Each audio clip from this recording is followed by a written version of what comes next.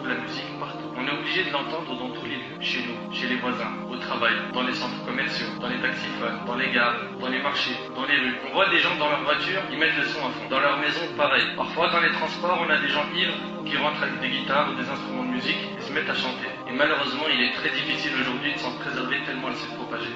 On l'achète à prix fort, on dépense de grandes sommes pour acheter les dernières chansons, assister au concert. Tu vois le jeune tout fier de sortir de la FNAC avec un nouvel album à la main, ou tout fier d'avoir téléchargé le dernier clip de tel chanteur ou chanteuse. Si tu demandes des informations sur les chanteurs, les sportifs, les acteurs, les comédiens, les jeunes peuvent t'informer sur leur vie entière. Mais les compagnons du prophète sallam sont inconnus pour eux.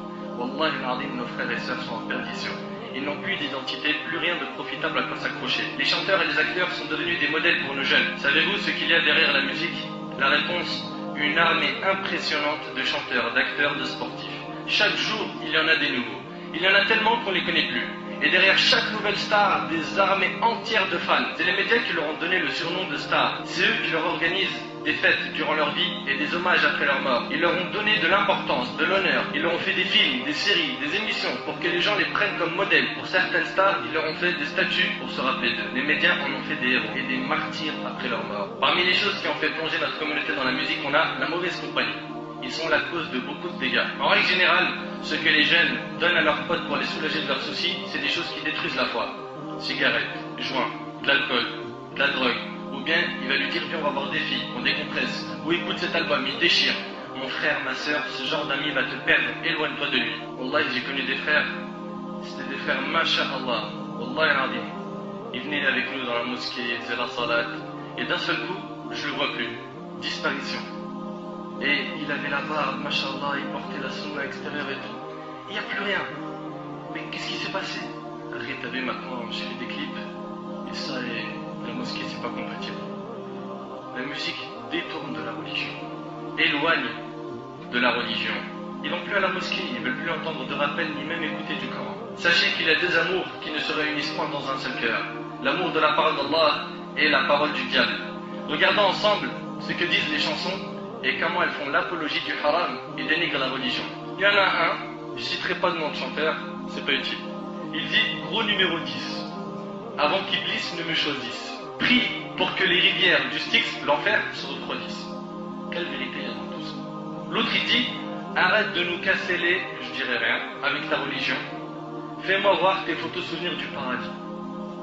Regarde un peu ce qu'ils écoutent les gens. Ou l'autre il dit, le ciel ne répond pas. Shaitan a fait le premier pas. Les traîtres et ma chaîne en rouro me tirent vers le bas. C'est ça la vérité? C'est un truc de ouf.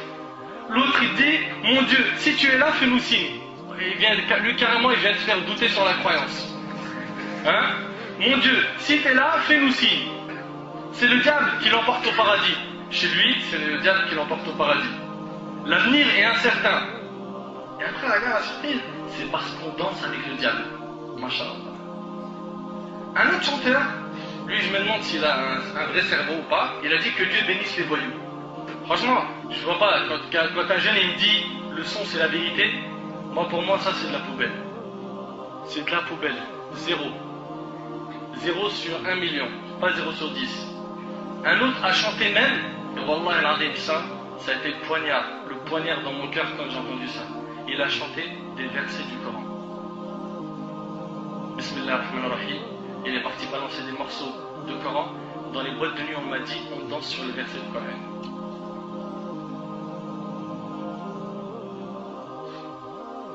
Danser sur le Coran.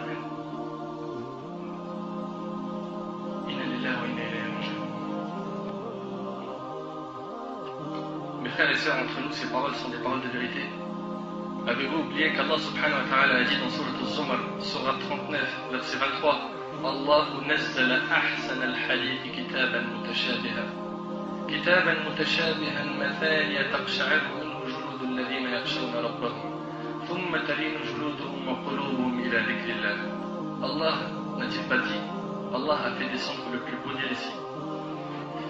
Ça me fait de la peine, Wallah, d'entendre que des jeunes peuvent dire, lui dit la vérité, alors qu'Allah il dit, Allah a fait descendre le plus beau des récits. Un livre dont certains versets se ressemblent et se répètent.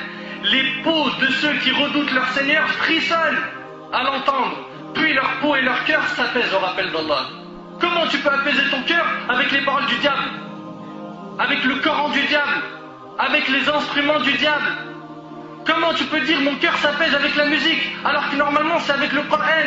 Oui, mais je comprends pas le Coran. C'est normal, t'es encore dans la musique. Chasse la musique de ta vie. Chasse la musique de ton cœur. Retourne vers le Coran. Il est rapporté par Al-Bukhari, il y aura certes parmi ma communauté des gens qui rendront licite la fornication, des gens qui rendront licite parmi ma communauté. Le prophète a dit parmi ma communauté, c'est-à-dire chez nous. Vous allez entendre des gens qui vont dire c'est halal. Le prophète, il y a 14 siècles, il a dit il y aura des gens parmi ma communauté qui rendront licite.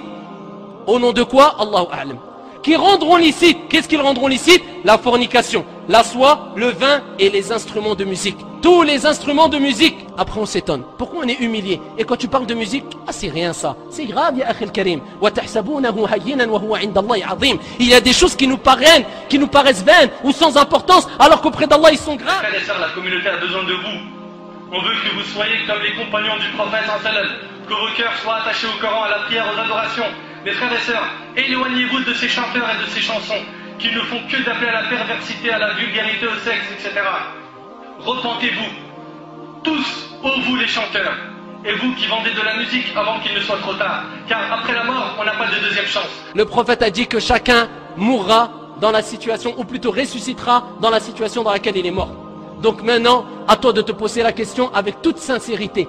Est-ce que tu n'auras pas honte de ressusciter devant Allah subhanahu wa ta'ala alors qu'Allah azza wa jal t'a fait mourir et tu écoutais de la musique? Est-ce que tu n'auras pas honte de ressusciter auprès d'Allah azza wa jal en écoutant de la musique? Tu écoutes de la musique et Allah azza wa jal te voit devant lui. Est-ce que tu n'auras pas honte de te trouver dans cette situation? Si après tous ces avertissements et ces preuves, vous préférez la voix du diable, le Coran du diable qui est la musique, sachez que le jour du jugement sera pour vous un jour de tristesse, de peine, de regret, de souffrance. Le seul problème, c'est que ce jour-là, il n'y a pas de deuxième chance ni de rattrapage.